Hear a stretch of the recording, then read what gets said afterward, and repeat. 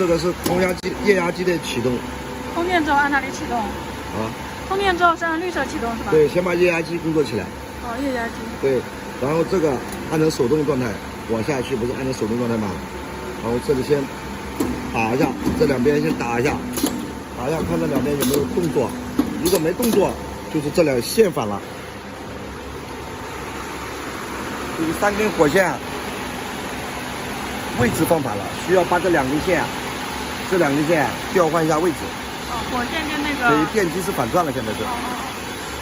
我调换，然后先是手动，只要能动就是正常的啊。这里弄完了以后，然后这个是低压的啊，低压的就是位置很开，通过这个限位开关去控制它的位置，我们可以通过这里去调节它的大小位置啊。这个是中压的，中压的，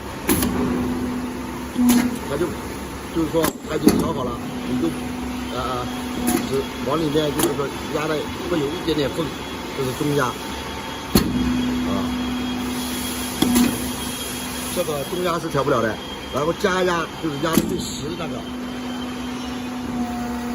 啊，它进去以后，液压机还会往里面推，你听一下，等它靠到了以后，你看，看到没有这个声音？靠到了以后，它还会增加压力，然后这个中压它就不会，靠到以后，它就马上直接这里封口封住，所以说低压、中压、高压。加压的东西，啊，你想用哪个功能，直接开关指到哪里就行了。这个是加压的，这个是中压的，这个是低压的，啊，通过这个去调整，好了，然后全部都是找到这个压力以后，然后打开自动这个靠边，然后料滴下去，照着这个光电眼，它就会这样摆，然后再放在这里，它就会这样摆。